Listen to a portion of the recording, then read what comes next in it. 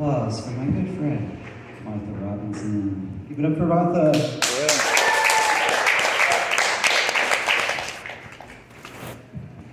What's up, everybody?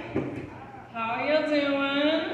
All right, Rye in the house, Ezra in the house. Okay, so some of you may know me, some of you may not. I'm here to reintroduce myself and tell a story. Normally, when I'm on an open mic stage, I'm sharing music or poetry. I've hosted open mics, I've hosted poetry groups, and all of that creative stuff is super awesome. But before all that creative stuff became such a big part of my life, most of my work was in biology, and that's an important thing to remember as I tell this story. Some of the backstory of Toby the Tortoise. So, since high school, I have had a dream of being on Animal Planet. I grew up out in the country, and I was always running around in the woods, climbing trees, catching snakes, and you may look at me and think, well, that is surprising. It's true. I love animals, I love conservation, I teach people, and that is a huge part of my life work. And so when I'm observing a new animal that I have not experienced before, I like to pay a lot of attention.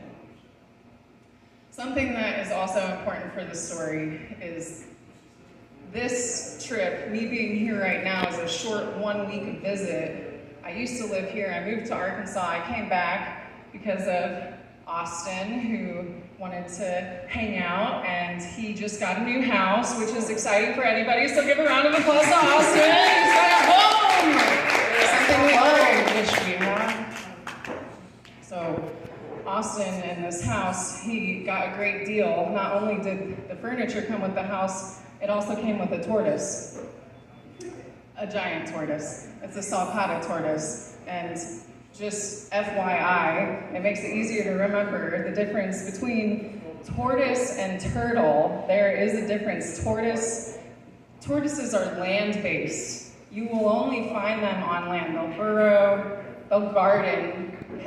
Do you know this? That scientists have discovered that different types of tortoises will garden because they're so familiar with the plants that they'll actually garden the space around where they live. All right, but that's not the point of the story, you just need to know it.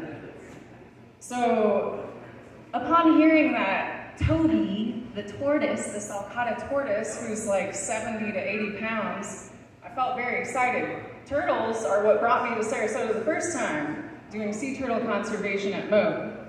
And so, I hear tortoise or turtle, and I'm like, whoa, let's go, what's up? And Austin was off at work. I'm kind of in vacation mode, so I'm like hanging out in the backyard, looking at the flowers and what trees are present and all that. And then I think, I would really like to observe Toby. I want to see Toby. And so Toby has this specific place in Austin's backyard because it gets the most sun. So if you don't know where Toby is, he's probably in that corner that gets the most sun throughout the day. This is a reptilian behavior for their thermoregulation, regulating their body temperature. They have to soak up in the sun, right? We all know that. If you don't know, you do. So I decide to go into the backyard to observe Toby, and I see him in his normal spot, and he sees me. We lock eyes. I'm like, oh, Toby, I love you already. We lock eyes. He literally turns his body towards me. I'm towards him, and you know what? Animals aren't always receptive. You need to give them their space, and I do that. So he's very slow too, he's a tortoise. So we lock eyes, boom, Toby. And I see that he's beginning to take his giant tortoise legs and come towards me very agonizingly slowly. So I'm like, all right, I'll just wait. I'll just wait for Toby, I know he's coming. And Toby begins to get closer to me, and I'm like, wow, this is amazing. I'm having a magical animal experience right now, and nobody else is getting to see it. It's just me and Toby. We're pals. He keeps walking towards me. I'm like, this is incredible. He's coming straight for me. Look at that tortoise. Look at those legs. He's got like these little spikes on the front of his legs. He has, his mouth has like 3 sharp, it almost looked like vampire teeth, but he's a tortoise, they don't have vampire teeth. But it looked like that. The front of his mouth, the top, had these formations on it, like these 3 vampire teeth. So I'm like, thinking as he's slowly approaching, I should not let him get too close, because he could get excited, and he probably doesn't realize my skin is so soft. So, noted. Still approaching. It's taking eons, taking forever for Toby to get here, and I'm just like, Toby, I'm here for it. I'm ready to hang out. I'm looking at you, I'm learning about you, this is amazing. And then I see him do this weird behavior. He's like doing tortoise push-ups. I'm like, Toby, what are you doing? Toby, what are you doing?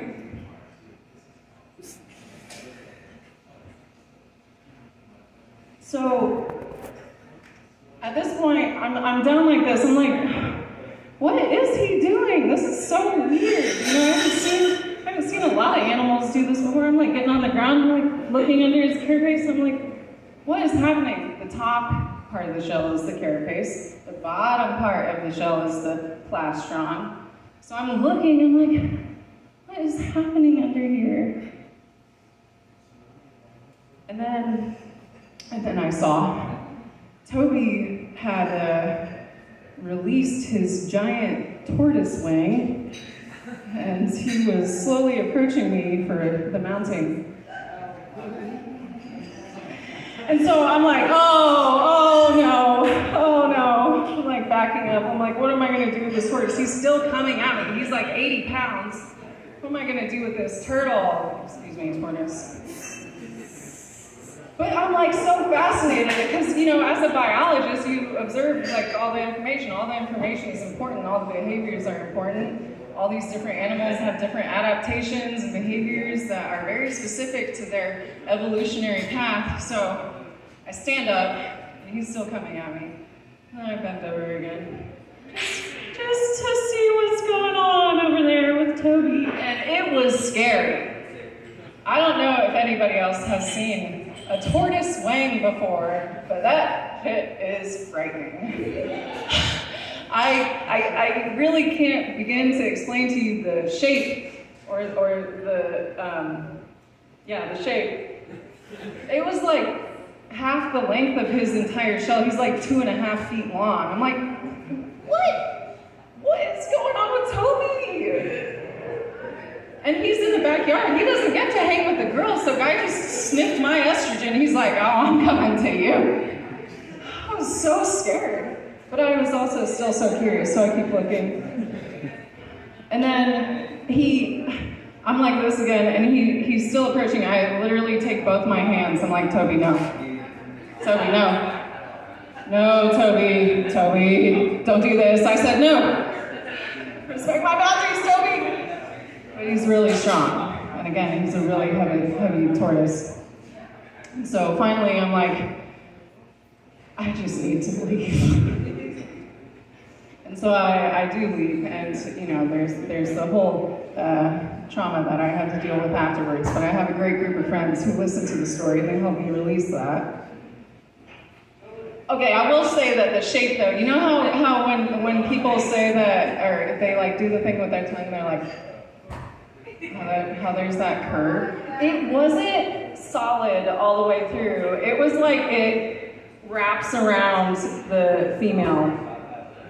It was crazy. He just like, yeah, and then he, as I like backed up again, he just like dropped it on the grass. It was like full flesh mode onto the grass, and I'm just like, I'm walking barefoot. This whole yard is covered with Toby wing. I should have brought shoes. So that was that day, and then I thought, I have to tell people about this because it's extraordinary. I have to share this story. And then I thought of this open mic. I was like, I gotta be there. And so just one more detail of the story that developed today. I was sunbathing. It's vacation for me. I'm allowed to relax. Okay? And so I sunbathed. The backyard is fenced, and so I was naked, and it was great. You know, of course, I check around the corner for Toby before I picked my spot, and so I'm very comfortable on the grass, laying down on a yoga mat, belly down, kind of snoozing a little bit, feeling the rays on me, and then I hear and I look up, and it's Toby! And he's like 4 feet away. What's going on? And so in my birthday suit, I picked up a 80-pound tortoise and carried him into his home. And that was my vacation. Thank you.